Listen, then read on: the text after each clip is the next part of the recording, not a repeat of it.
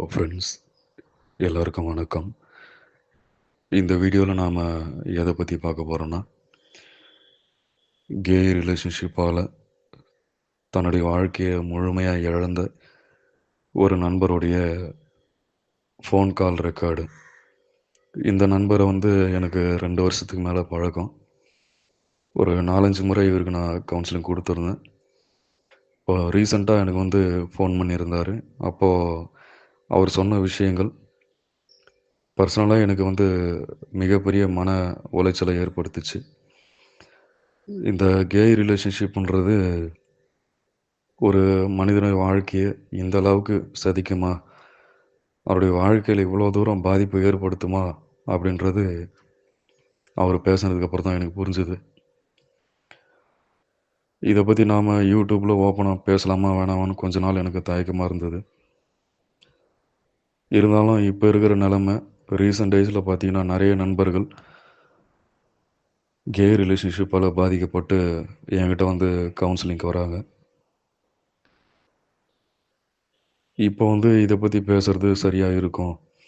இந்த வீடியோவை நாம் வெளியிட்டோன்னா அட்லீஸ்ட் ஒரு 1000 பேருக்காவது ஒரு அவேர்னஸாக இருக்கும் அப்படின்னு நான் நினச்சேன். அதனால தான் இந்த வீடியோவில் இதை பற்றி நான் சொல்லியிருக்கேன்.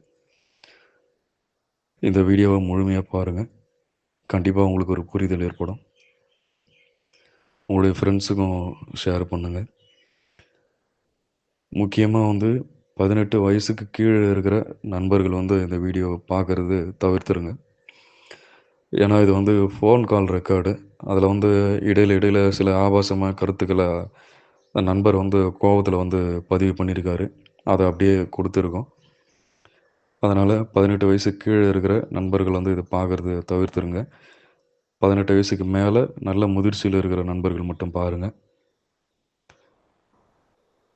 கண்டிப்பாக ஒரு மிகப்பெரிய ஒரு புரிதலை உங்களுக்கு கொடுக்கும். இப்போது நிறைய பேர் பார்த்துருப்பீங்க. பரபரப்பாக பேசிக்கிறாங்க.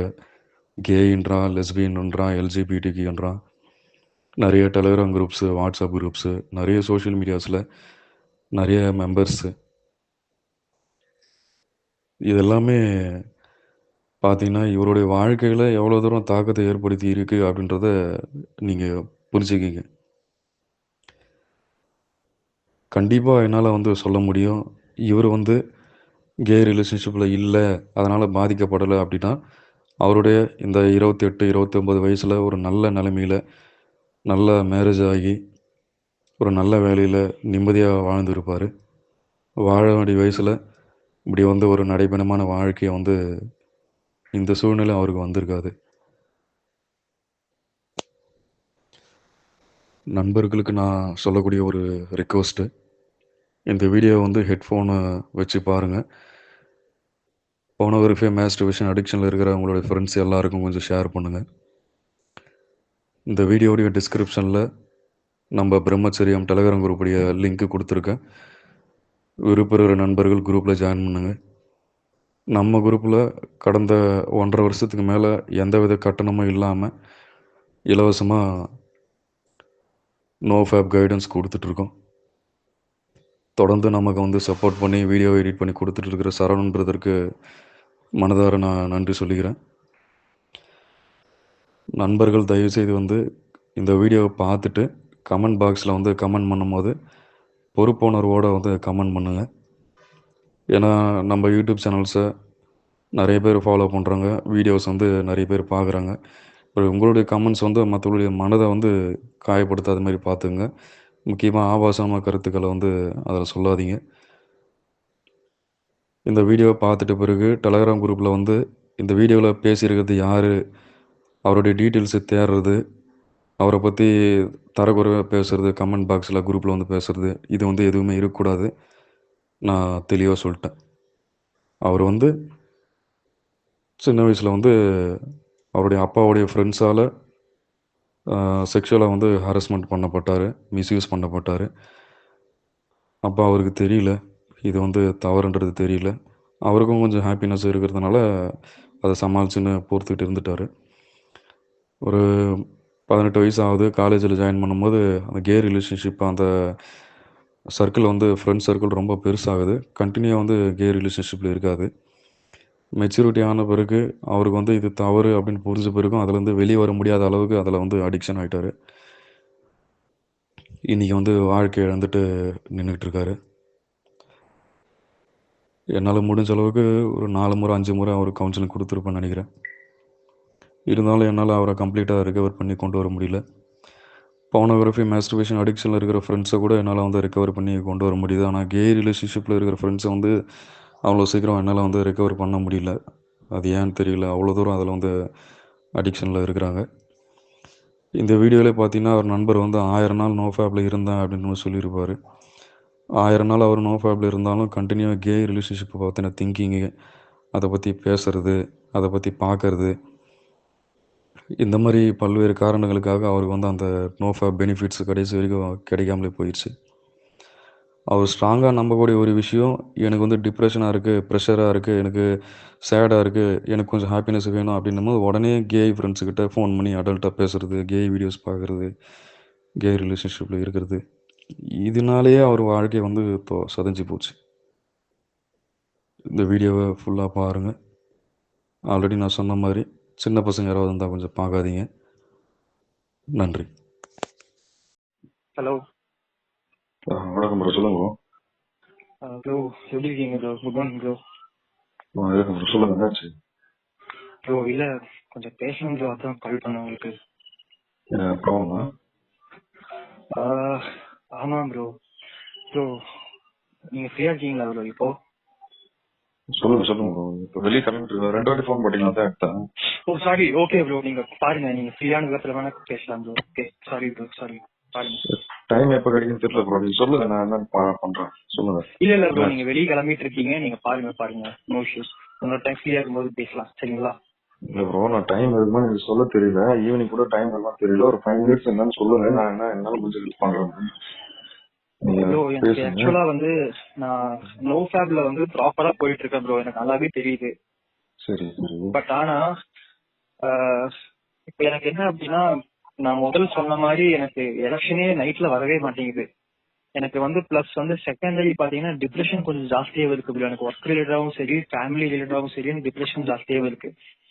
எனக்கு டிப்ரெஷன் இருந்தாலும் எலெக்ஷன் ஆகாது அப்படின்னு எனக்கு தெரியுது.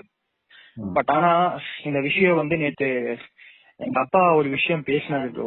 இவன் வந்து கல்யாணம் பண்ணி வச்சு இவன் எதுக்கு லாக்கி கிடையாது அப்படின்னு பெத்த பையனையே பார்த்து எங்க அப்பங்கார வந்து ஒரு கேள்வி கேட்டாங்க ப்ரோ, நேற்று குடிச்சிட்டு வந்துட்டு.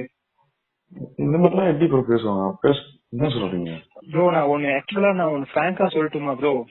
என்ன நடந்தது சொன்னா இந்த லெவல்ல பேசுறாங்க. எங்க அப்பங்காரம் வந்து ப்ரோ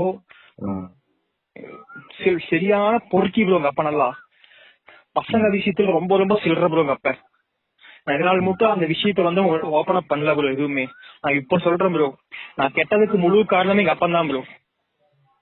எந்த மாதிரி சொல்றீங்க? புரியுற மாதிரி சொல்லுங்க ப்ரோ. எங்க அப்பா வந்து எங்க அப்பான்னு ஒரு கே ப்ரோ அவனும். சரி.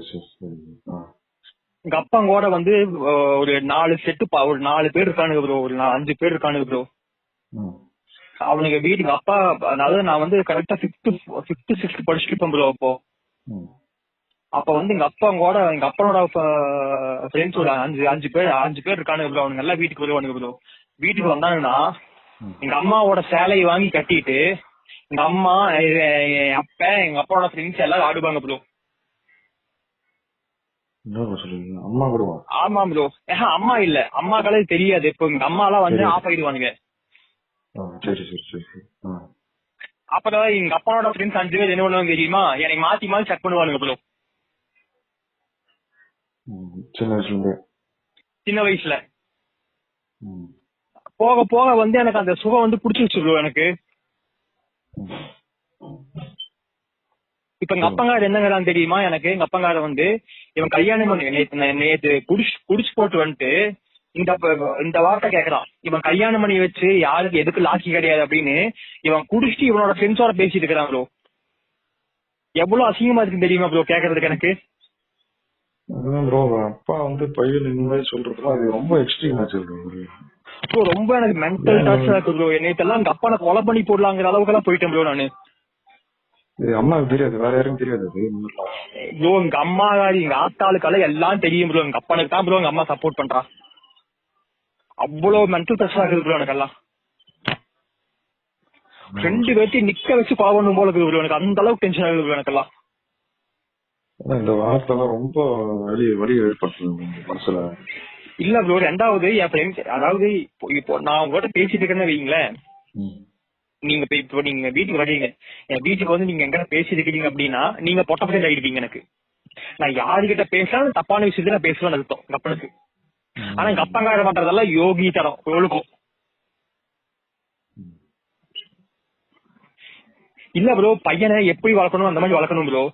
அப்பங்கார எப்படி பண்ணுவான்னு தெரியுமா? சின்னதுல இருந்து ஏன் முன்னாடியே பேசுவாங்க அப்பங்கார. இன்னொருத்தங்கிட்ட உனக்கு சுண்ணி எத்தனை நீளம் போகுது, தொடைக்கு மேல தங்குமா தொடைக்கு கீழே தங்குமா, எத்தனை கஞ்சி வரும் உனக்கு, காட்டம்லாது வருமா அரட்டம்லாது வருமா, இதெல்லாம் வந்து அப்பா முன்னாடி பையன் முன்னாடி அப்பங்கார பேச வருவாரு.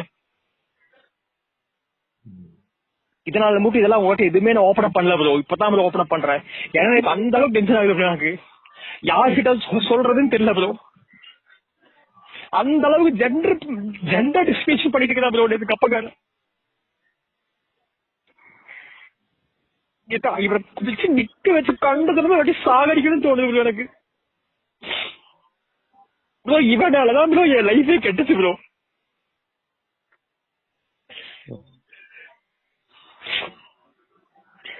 அப்புறம் ப்ரோ இவன் வயசு 60-65 பக்கமா போகுது கப்பனுக்கு. பசங்களோட வயசு பசங்களோட சேர்த்து பிட்டு படம் பாட்டுக்கிறான் ப்ரோ. பிட்டு படம் பாட்டு அவ பொண்டை பாடு அவ இவன் சொல்லி பாடு எப்படி அப்படின்னு என்ன ப்ரோ பேசு. இதெல்லாம் பெரிய மனுஷன் பேசா ப்ரோ.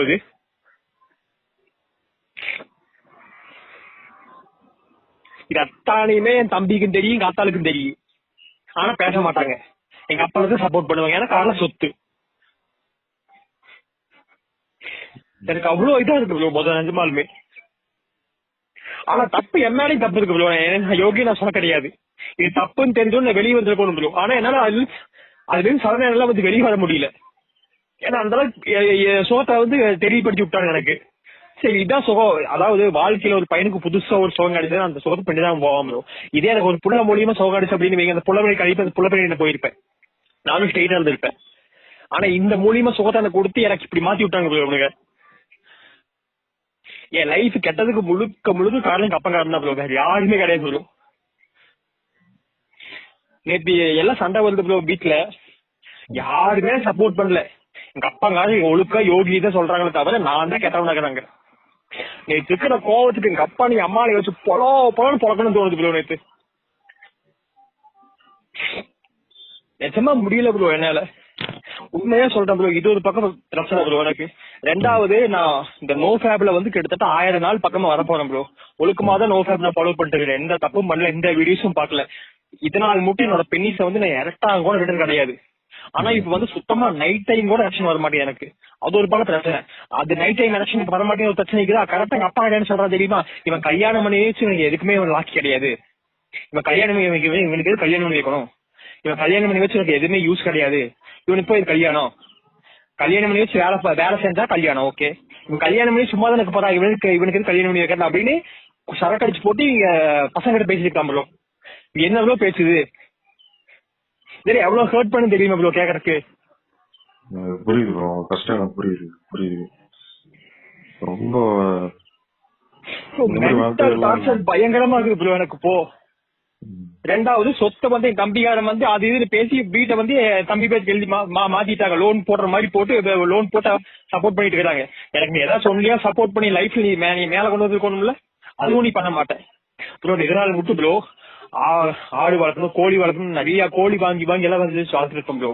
நல்லா கோழி வாங்கி வளர்த்தி நல்லா விற்கிற அளவுக்கு வரும் ப்ரோ. நல்லா ஒரு ஜோடி கோழி வாங்கணும்னா 10, 15, 20 ரூபாய் கோழியை மாத்தி எல்லாத்தையுமே விற்கிறதா வச்சிருக்கோம் ப்ரோ. கரெக்டா அந்த விற்கிறப்ப என்ன பண்ணுவான் தெரியுமா?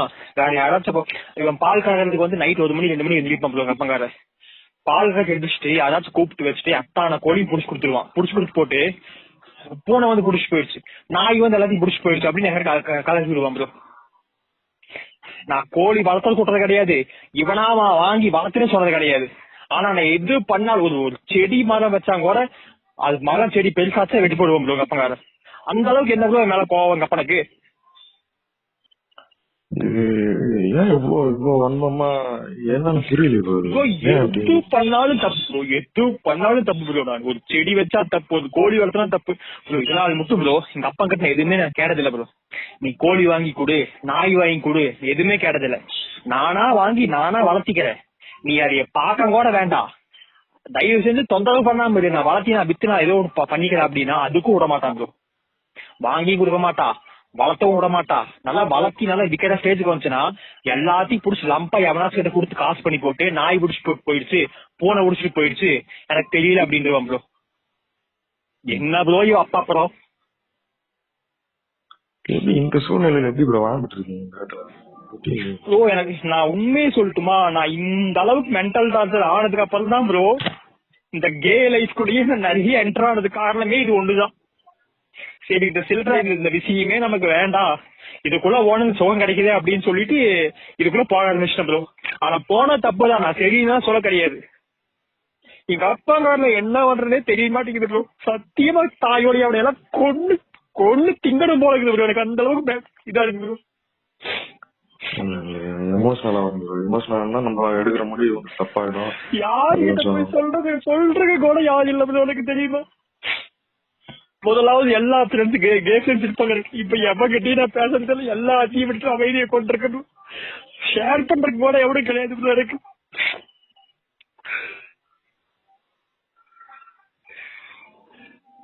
போங்க ப்ரோ, லைஃப் இருக்கு, எதுக்குடா வாழ்றோம் அப்படின்னு ஒரு டைம் தோணுது ப்ரோ. என் தம்பிக்காரனுக்கு எல்லாம் சப்போர்ட்டும் பண்றான், ஆனா எனக்கு எந்த சப்போர்ட்டும் பண்ண மாட்டான் ப்ரோ லைஃப்ல. அம்மாவுக்கு தெரியும், தம்பி தெரியும், யாருமே அவங்க சப்போர்ட் பண்ணி, அதுதான் எனக்கு ஒண்ணுமே புரியல ப்ரோ. ஏன் அப்படி? யாருமே சப்போர்ட் பண்ண மாட்டாங்க ப்ரோ.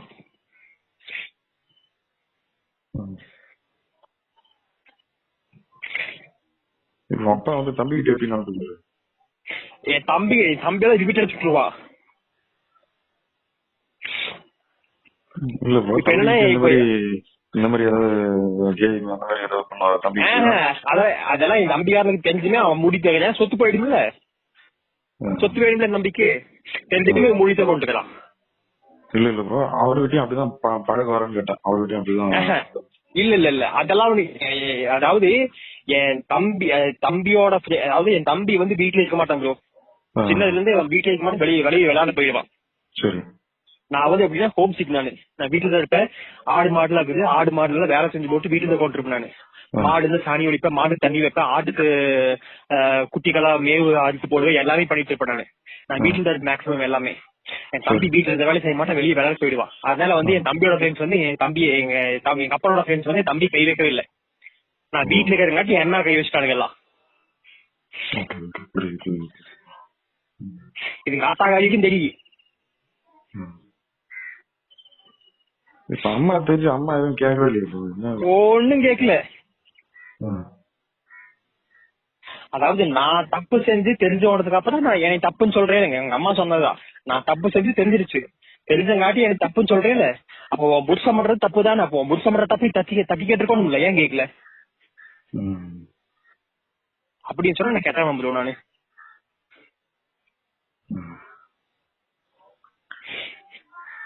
நான் என்ன ப்ரோ நான் பண்ணேன், எனக்கு அவ்வளோ இதா இருக்கு ப்ரோ. இப்பயும் கான்டாக்ட் இருக்கு அந்த மாதிரி அப்பாக்கு? அந்த சில்லறை ப்ரோ ஒன்னும் சொல்லட்டுமா, வீட்டுக்கு வாடகைக்கு வராங்க ப்ரோ. ஒரு 4 வீடு வந்து வாடகை இருக்கு ப்ரோ, சரிங்களா? ஆமா, 4 வீடு வாடகைக்குன்னு வைங்க. அந்த 4 வீட்டுக்கு வந்து பசங்க வந்து வருவாங்க, வாடகைக்கு வருவானுங்க. சரியா?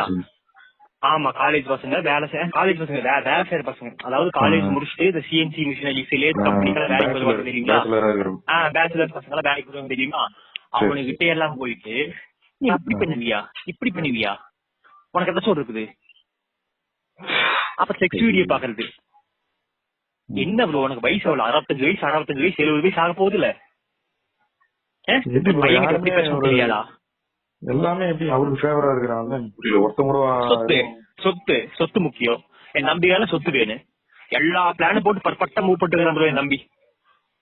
இந்த நீதி நேர்மை நாயன்னு போயிட்டு இருந்த வைங்களேன், என்ன மாதிரி கொண்டிருக்கணும் ப்ரோ.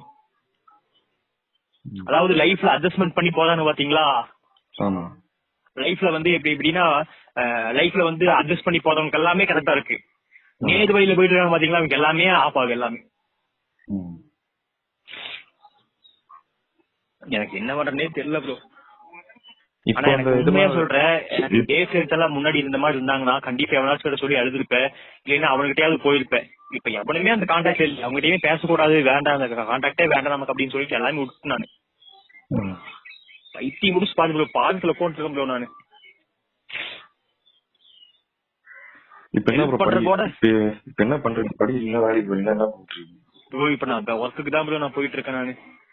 எங்க? இப்போ ஒரு லெபார்டரிஸ்ல வந்து ஹெச்ஆர் ஒர்க் பண்ணிட்டு இருக்கேன் ப்ரோ நானு. சேலரி எப்படி இருக்கு? சேலரி எல்லாம் சொல்லிக்கிற அளவுக்கு கிடையாது ப்ரோ, 20 ரூபா தான் வருது ப்ரோ சேலரி எல்லாம் கைக்கு. இப்ப வீட்டுல கொடுத்துறீங்களா? நீங்க செலவு வச்சு? வீட்டுல எல்லாம் நான் கொடுக்க மாட்டேன் ப்ரோ நானு, வீட்டுல கொடுக்க மாட்டேன், என் கையில வச்சுக்கோ நானு. வீட்டுல சின்னதுல கொடுக்க மாட்டேன் ப்ரோ. வீட்டுல நான் கொடுத்தா சேலரி கொடுத்தா பண்ணலாம் அவங்களுக்கு கிடையாது ப்ரோ எல்லாம். ஆனா இது சொல்லுவாங்க, நீ என்ன கொடுத்த அப்படின்னு கேட்பாங்க. நீ எனக்கு என்ன நீ வளர்த்து விட்ட, நீ எதை நீ வளர்த்து விட்டு, நீ முதல்ல எனக்கு நீ கோழி வளர்த்துட்டியா, ஆடு வளர்த்துட்டியா, நாய் வளர்த்துட்டியா, நீ என்ன வளர்த்துட்ட எல்லாம் அதுக்கான செஞ்ச, நான் 1000 ரூபாய் கொடுக்குறேன் அப்படின்னு கேட்டு நானு. இப்போ உங்க ஏஜ் என்ன ஆகுது ப்ரோ? எனக்கு இப்போ என்ன ஒரு 29 போகுது ப்ரோ எனக்கு. 29? ஆமா. சரி, இப்போ எப்ப மேரேஜ் பண்ண போறீங்க? ஏதாவது ஐடியா இருக்கா ப்ரோ? மேரேஜ் எல்லாம் பண்ணி வைக்கிற மாதிரியே தெரியல ப்ரோ எனக்கு. மேரேஜ் பண்ணி வைக்கிற மாதிரி ஐடியா இல்ல.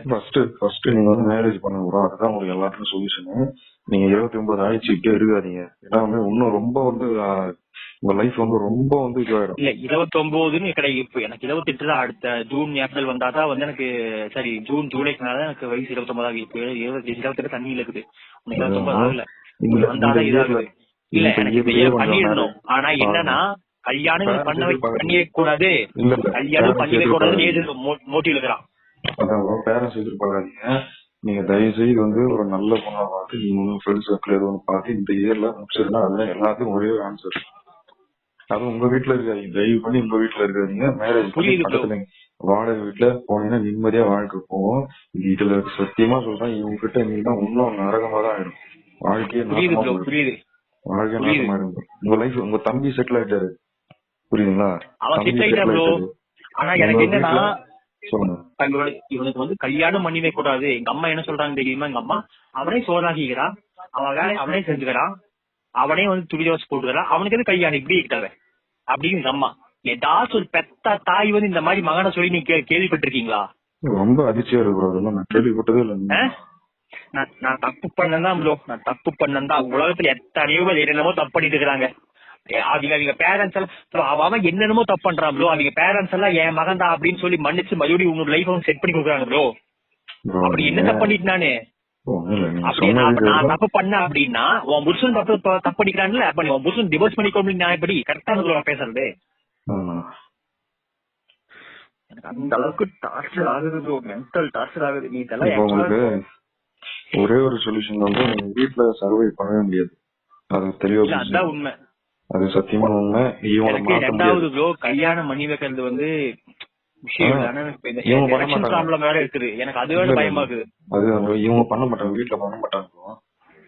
இந்த இயர்க்குள்ள இன்னும் ஒரு 6 months இருக்கு அப்படின்னா நீங்க கல்யாணம் பண்ணி வைக்கிறது ப்ரோ. எங்க பெரியப்பா சித்தப்பா எங்க தாய்துகாரங்க எல்லாத்தையுமே கூப்பிட்டு பேசி எல்லாமே இது பண்ணி, ஏன் இவனுக்கு கல்யாணம் பண்ணி வைக்க மாட்டேன், அதனால கல்யாணம் பண்ணி வாழ்றான்னு சொல்றாருல, கல்யாணம் பண்ணி அப்படின்னு சொல்லி எல்லாரும் பேசுனதுக்கு அப்புறம் சரி நான் வந்து நிக்கிறேன், ஆனா நான் செலவிட மாட்டேன் அப்படின்ட்டான். நீ வந்து நில்லு, நீ கல்யாணத்துக்கு மட்டும் வந்து நில்லு போது, நான் செலவிட்டாலும் நான் பாத்துக்கிறேன் அப்படின்னு சொல்லி எல்லாம் பேசி வச்சுக்குது. ஆனா உலகத்துல எனக்கு இருக்கிற மாதிரி அப்புறமா யாருக்கும் இருக்கக்கூடாது. ரொம்ப கஷ்டம் இல்ல ப்ரோ, அதாவது ஒரு பையன் முன்னாடி என்ன பேசக்கூடாது நிலைமை இருக்குது ப்ரோ. அப்புறம் இன்னொன்னு ப்ரோ, அல்டிமேட் எங்க வீட்டுக்கு பின்னாடி ஒரு இடம் இருக்குது சரியா. எங்க அப்பனுக்கு தெரிஞ்ச ஃப்ரெண்ட்ஸ் 2 பேர் வருவானுங்க சரியா, வந்து கட்டி பிடிச்சி பின்னாடி படுத்துட்டு இருப்பாங்க 2 பேருமே. நான் வந்து வெளியில வந்து மாட்டு வேலையெல்லாம் பாத்துட்டு இருப்பேன், மாடு குடிச்சு கொடுப்ப, தண்ணி கொடுப்ப, எல்லாமே பாட்டு இருப்பேன். நீ அப்ப நான் என்ன ஒண்ணு இருக்கும், நீயே அவளை செருப்பால் அடிச்சு வெளியே முடிக்கிட்டு இருக்கணும்ல. வீட்டுக்கு பின்னாடி கட்டல் போட்டு கொண்டு இவன் அவன் மேல படுக்கிறது, அவன் இவன் மேல படுக்கிறது, இவன் அவனை புடிச்சு அமுத்துறது, அவன் இவனை புடிச்சு அமுத்துறது, இதெல்லாம் நான் பாத்து இருப்பேன் நானு. இதெல்லாம் என் கண் படவே நடக்கு. இப்ப மட்டும் அப்படி நடக்குது. இப்ப என்னன்னா இந்த பிரச்சனைகள் வந்ததுக்கு அப்புறம் அந்த வீட்டு வாடகை இப்போ இந்த மெயின் வீட்டை விட்டுட்டு வாடகை இருக்குது பாத்தீங்களா, அந்த வாடகை வீட்டுல போய் பேச ஆரம்பிச்சுட்டா எல்லாத்தையுமே.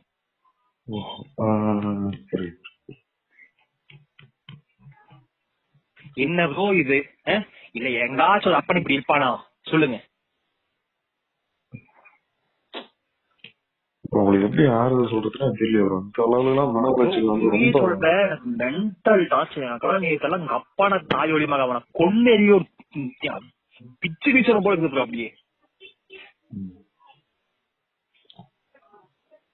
அப்ப ரெண்டாவது என்னன்னா, இப்போ என் தம்பி கல்யாணம் ஆயிடுச்சுல, அந்த பிள்ளைக்கு என் தம்பி கல்யாணமே குழந்தைக்குது. அதெல்லாம் கல்யாணம் குழந்தைக்கு. இப்ப என்னன்னா என் தம்பிக்கும் ஒய்ஃபுக்கும் வந்துட்டு சண்டை முடிவிட ஆரம்பிச்சிட்டாங்க எங்க அப்பா அம்மா சேர்ந்து. அதான் அந்த புள்ள நேற்று லவுட் ஸ்பீக்கர் போட்டு பேசுது, மாமா உங்களுக்கு எனக்கு எந்த பிரச்சனையுமே கிடையாதுங்க மாமா, உங்க அம்மாவும் உங்க அப்பாவும் சேர்ந்துட்டு நான் இல்லாத சொல்லாதையெல்லாம் சொன்னேன்னு சொல்லி எனக்கே எங்க வீட்டுக்காரருக்கு வந்து சண்டை மூட்டி இருக்கிறாரு மாமா, அதனால நாங்க வந்து தனியா போறோங்க மாமா, இது வந்து நீங்க இதுல வந்து உங்களுக்கு இதுக்கு சம்மதமே கிடையாது மாமா, தயவு செய்து நீங்க தப்பா நினைச்சுக்காதீங்க அப்படின்னு புள்ள போன் பண்ணி சொல்லுது. எங்கிட்ட வந்து அப்பா எப்படி சொன்னா தெரியுமா, ஒன்னாலதான் வந்து அந்த புள்ள வீட்டுக்கு வெளியே போகுதாமா அப்படின்னு எங்க அப்பா என்கிட்ட வந்து சொல்றான். நான் அப்பயே போன் பண்ணிட்டேன்.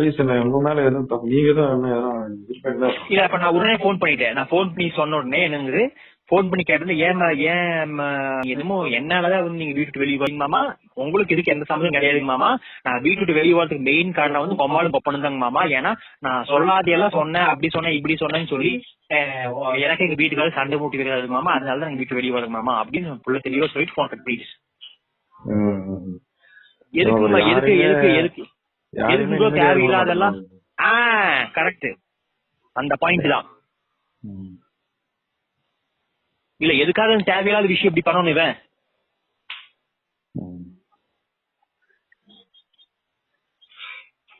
எனக்கு ஒவ்வொரு டைம் அந்த சொல்வதெல்லாம் உண்மையில டிவி சேனல்லாம், அந்த டிவி சேனல் எல்லாம் போய் ஒவ்வொரு டைம்ல எல்லாத்தையும் சொல்லணும் அப்படின்லாம் நினைக்க தோணும் எனக்கெல்லாம். அப்படியாவது யாராச்சும் ஹெல்ப் பண்ணுவாங்களே அப்படின்னு தோணும் எனக்கு. எனக்கு அந்த அளவுக்கு இரிட்டேஷன் ஆகுது ப்ரோ, எனக்கு ஒண்ணுமே புரிய மாட்டேங்குது எனக்கெல்லாம், அந்த அளவுக்கு இதாகுது. அதாவது இந்த நேத்தெல்லாம் ப்ரோ தலைவலி அப்படி புடிச்சிருச்சு, தலைவலி மாத்திரை போட்டு ஸ்லீப்பிங் டோஸ் போட்டு படுத்துருந்தேன் ப்ரோ நேத்தெல்லாம். எங்க வீட்டுல இருக்க நீங்க கொஞ்சம் தயவு பண்ணி வந்து பக்கத்துல எங்க வாடகை ஃப்ரெண்ட்ஸ் வீட்டுல ஒரு 6 மாசம் தங்கி வந்து இந்த வருஷத்துல மேரேஜ் வேற ஆப்ஷன் இல்லை உங்களுக்கு, ஒரே ஆப்ஷன் தான் இருக்கு. அது முடிச்சிட்ட பிறகு மேரேஜ் முடிச்சுட்டு உங்களுக்கு ஒரு குழந்தை இருக்குன்னா உங்க லெவல வேற, சமுதாயம் உங்களை பாக்குற பார்வையா வேறையா இருக்கும், யாருமே எதுவுமே பேச முடியாது. திருப்பி நீங்க உங்க வீட்டுல தங்கி இங்க அட்டாச் ஆகி இருக்கிற மாதிரி நீங்க வந்து தயவு பண்ணி அதை யோசிக்காது. கண்டிப்பா அந்த தப்ப நான் பண்ணவே மாட்டேன். இப்ப ஃபர்ஸ்ட் நீங்க வந்து வேலைக்கு கண்டினியூ பண்ணுங்க. 20 நாள் சம்பளம் கண்டிப்பா வாடகை கொடுத்து சாப்பிட முடியும் இல்லையா? கண்டிப்பா முடியுங்க. அதெல்லாம் மேரேஜ் அப்புறம் வந்துச்சு அதே பெட்டர் ஜாப் ஒரு 30-35ல ஒரு சேலரி இருக்கிற மாதிரி ஒரு ஜாப் ஃபைண்ட் அவுட் பண்ணி கொஞ்சம் ஒரு லைஃப் வந்து நெக்ஸ்ட் 1 or 2 இயர்ஸ்க்குள்ள மீனிங்ஃபுல்லா மாறும். அட்லீஸ்ட் இந்த மென்டல் பிரஷர்ல இல்லாம மீதி இருக்கிற வாழ்க்கையாவது நிம்மதியா இருக்கும். வருஷம் இருந்தீங்க போனீங்க, கம்மாடி அப்பாடி எல்லாம் சும்மா விட மாட்டான். கண்டிப்பா எனக்கு தண்ணி கிடைக்கும். சொத்து சொத்து சொத்துன்னு இல்ல ப்ரோ, அதாவது எனக்கு சின்னதுல இருந்து ஏதாச்சும் எனக்கு வந்து பண்ண விட்டுருந்தா எனக்கு எங்க அப்பனுக்கெல்லாம் கொடுக்கணும், அம்மாவுக்கு கொடுக்கணும் எனக்கு என்ன வந்திருக்கும் ப்ரோ. எனக்கு சின்ன வயசுல இருந்து எதுவுமே பண்ண விட்டது இல்ல ப்ரோ. நான் பண்றது எல்லாத்தையுமே அழிச்சு போடுறான் ப்ரோ. செடி இருந்தா கூட செடி பிடி வீசிடுவாங்க உங்க அப்பா. அப்படிங்கிறத எப்படி ப்ரோ அப்பனுக்கு கொடுக்கணும்னு என்ன எனக்கு சொல்லுங்க. ரெண்டாவது வந்து இதனால மட்டும் என் தம்பிதான் எல்லாத்தையும் சப்போர்ட் பண்ணிட்டு இருக்கிறா, அதை நீயே சொல்ல மாட்டேன் நானு. அப்படியே என் நம்பிக்காரனோட மோட்டிவேட் தெரியும், அப்படியே சப்போர்ட் பண்ணி வந்து இப்ப சொத்தை வந்து எழுதி வாங்கிட்டா வீட்டையெல்லாம்.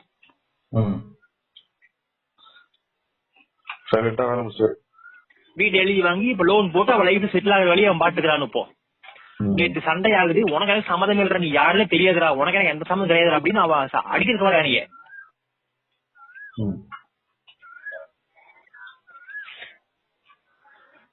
எல்லாமே கை மீறி போயிடுச்சு. இப்ப கேஸ் போட்டாங்க கூட எல்லாமே திரும்பி வரும் ப்ரோ, வராம இருக்காது ப்ரோ எல்லாமே. ஆனா எனக்கு யாருகிட்ட சொல்றது, என்ன சொல்றது, ஏது சொல்றது ஒண்ணுமே புரிய மாட்டேங்குது ப்ரோ. அந்த அளவுக்கு இதாகுது ப்ரோ எனக்கெல்லாம். இது ஒவ்வொரு டைம் இந்த மாதிரி மென்டல் பிரச்சனை ஆச்சுன்னு வைங்களேன், ம். நான் என்ன பண்ணுவேன்னு தெரியுமா? இந்த அளவுக்கு திடீர்னு இப்போ இந்த அளவுக்கு நண்பர்கள் ஆகுது இல்ல, திடீர்னு ஏதாச்சும் ஃபோன் பண்ணி நான் பேச ஆரம்பிச்சிருவேன். ஏதாச்சும் இந்த பிரச்சனைல இருந்து வெளியில வரணும் அப்படிங்கிறதுக்காக தேவையில்லாம ஏதாச்சும் பேச ஆரம்பிச்சுவேன் நான். அன்னைக்கு உங்ககிட்ட நான் ஃபோன் பண்ணி பேச ஆரம்பிச்ச மாட்டேங்க திடீர்னு அந்த மாதிரி பேச ஆரம்பிச்சிருவேன். சரி நமக்கு ரிலாக்ஸேஷன் கிடைக்குது அப்படின்னு பேச ஆரம்பிச்சிருவேன்.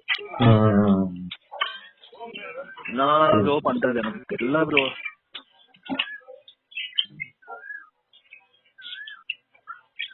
சாரி ப்ரோ, காலங்காத்தால ஃபோன் பண்ணி உங்க இதையும் டிஸ்டர்ப் பண்ணிட்டேன் ப்ரோ. நான் எல்லாம் பேசிருக்கிறோம். இப்போ திடீர்னு 2 வாட்டி பண்றீங்களா? ப்ராப்ளம் தெரியல. புரியல ப்ரோ, எனக்கு என்ன பண்றதே தெரிய மாட்டேங்குது ப்ரோ. பேசாம எனக்கு இந்த அளவு டென்ஷன் ஆகுதுன்னு தெரிஞ்சிருந்தா பேசாம இந்த லைஃப் போட்டு பேசாம அந்த லைஃப்லயே வந்துருக்காம போல இருக்கு அப்படின்லாம் எனக்கு ப்ரோ ஒரு டைம். அது இன்னும் ரொம்ப கஷ்டமாச்சு ப்ரோ. அது இருந்தீங்க ஸ்கூல் காலேஜ் டைம்ல இருந்தீங்க, சின்ன வயசுல தவிர வந்துருச்சு, உங்களை யூஸ் பண்ண இருந்தீங்க. அது இப்போ கொஞ்சம் வெளியே வந்துருக்கீங்கன்னா 1000 நாள் வந்துருக்கீங்கன்னா அது எவ்வளவு பெரிய அச்சீவ்மெண்ட். இல்ல 1000 நாள் வந்தது. இந்த வீடியோவை நீங்கள் ஃபுல்லாக பார்த்துருப்பீங்க. இந்த K relationship, illegal sexual relationship, இந்த மாதிரியான விஷயங்களால் ஒரு மனிதனுடைய வாழ்க்கை எவ்வளோ தூரம் வந்து செதஞ்சு போகும் அப்படின்றதுக்கு இது ஒரு உதாரணம். இன்றைக்கி நம்மள நிறைய பேர் வந்து சோஷியல் மீடியாஸில் பரபரப்பாக பேசுகிறோம். எல்ஜிபிடிக்யூன்றான், கேயின்றான், லெஸ்பியனுன்றான். அதுக்கு நிறைய டெலகிராம் குரூப்ஸு, வாட்ஸ்அப் குரூப்ஸு, நிறைய சோஷியல் மீடியாஸில் எக்கச்சக்கமாக வந்து ஃபேன்ஸு. இந்த ஒரு கேஸுக்கு வந்து யாராலையுமே பதில் சொல்ல முடியாத ஒரு நிலைமை இருக்குது. கண்டிப்பாக என்னால் சொல்ல முடியும், இவர் வந்து அந்த சின்ன வயசில் அந்த செக்ஷுவல் மிஸ்யூஸுக்கு ஆளாகாமல் இருந்திருந்தார் அப்படின்னா கண்டிப்பாக இந்நேத்திக்கு வந்து அவருடைய 28, 29 வயசில் நல்லபடியாக மேரேஜ் ஆகி குழந்தைகளோட நல்ல ஒரு நிம்மதியான வாழ்க்கை அவரால் வாழ்ந்திருக்க முடியும். இன்றைக்கி வந்து என்ன வாழ்க்கை அவர் வாழ்ந்துட்டுருக்காருன்னு அவருக்கே தெரியாமல் அவ்வளோ பெரிய மன உளைச்சலில் ஒவ்வொரு நாளும் ஒவ்வொரு நொடியும் செத்து செத்து பொழைச்சிக்கிட்டு எல்லாராலையும் அசிங்கப்படுத்தப்பட்டு அவமானப்படுத்தப்பட்டு என்னதான் நம்ம வாழ்க்கைக்கு என்ன அர்த்தம்னே தெரியாமல் வந்து இருக்கார். இந்த மாதிரி நிலைமை வந்து யாருக்குமே வந்துடக்கூடாது. எல்லாருக்குமே ஒரே ஒரு ரிக்வெஸ்ட் நான் சொல்கிறேன். தனி மனித ஒழுக்கம் வந்து ரொம்ப ரொம்ப முக்கியமானது. உங்களுடைய உயிர் ஆற்றல், அந்த விந்தணுக்கள் வந்து ரொம்ப ரொம்ப முக்கியமானது. இந்த விஷயத்தில் நீங்கள் கேர்லெஸ்ஸாக இருந்துட்டீங்க, டிசிப்ளின் இல்லாமல் இருந்துட்டீங்க, எக்ஸசிவாக வந்து உங்களுடைய ஸ்பெர்ம் வந்து ரிலீஸ் பண்ணிட்டீங்க, இந்த மாதிரி அன்வான்டாக செக்ஷுவல் கான்டாக்டில் இருக்கீங்க அப்படின்னா இன்றைக்கி உங்களுக்கு ஹாப்பியாக இருக்கலாம். ஆனால் ஒரு நாள் இல்லை ஒரு நாள் கண்டிப்பாக நீங்கள் வந்து அதுக்கு ஒரு மிகப்பெரிய விலையை கொடுக்க வேண்டியது இருக்கும். நீங்கள் இது தவறுன்னு தெரிஞ்சு உணர்ந்து வரும்பொழுது உங்களுடைய வாழ்க்கையில் பெரும்பாலான நாட்களை வீணடிச்சிருப்பீங்க. இதில் எந்தவித மாற்று கருத்தும் இல்லை. முடிஞ்ச அளவுக்கு இந்த வீடியோவை உங்களுடைய ஃப்ரெண்ட்ஸுக்கு ஷேர் பண்ணுங்கள். முக்கியமாக கே ரிலேஷன்ஷிப்பில் ட்ராப்பில் இருக்கிற ஃப்ரெண்ட்ஸுக்கு கொஞ்சம் ஷேர் பண்ணுங்கள். தயவுசெய்து வந்து தவறு பண்ணுறதுலேருந்து திருந்துறதுக்கு முயற்சி பண்ணுங்கள். இன்னொரு முக்கியமான விஷயம், பெரியவங்க வந்து தயவு பண்ணி உங்களுடைய செக்ஷுவல் அர்ஜுக்காக, உங்களுடைய சாட்டிஸ்ஃபேக்ஷனுக்காக சின்ன குழந்தைங்கள யூஸ் பண்ணுறது, அவங்கள வந்து செக்ஷுவலாக டார்ச்சர் பண்ணுறது, தனக்கு என்ன நடந்துகிட்ருக்குன்னே தெரியாமல் இருக்கிற அந்த சின்ன சின்ன குழந்தைங்க, ஆண் குழந்தைங்க, பெண் குழந்தைங்கள யூஸ் பண்ணுறது, இதை வந்து தயவுசெய்து வந்து நிறுத்திடுங்க. அந்த 5 நிமிஷம் ப்ளஷருக்காக நீங்கள் ஆரம்பித்த அந்த விஷயம் ஒரு மனிதனுடைய வாழ்க்கையை வந்து சிதைச்சி அவனை நடைபெறமாக அலைய வச்சிட்ருக்குன்றது இந்த வீடியோ மூலிமா உங்களுக்கு புரிஞ்சிருக்குன்னு நான் நம்புகிறேன். தயவுசெய்து திருந்துங்க. உங்களுடைய சாட்டிஸ்ஃபேக்ஷனுக்காக மற்றவங்கள டிஸ்டர்ப் பண்ணுறது, மற்றவங்கள யூஸ் பண்ணுறத விட்டுருங்க.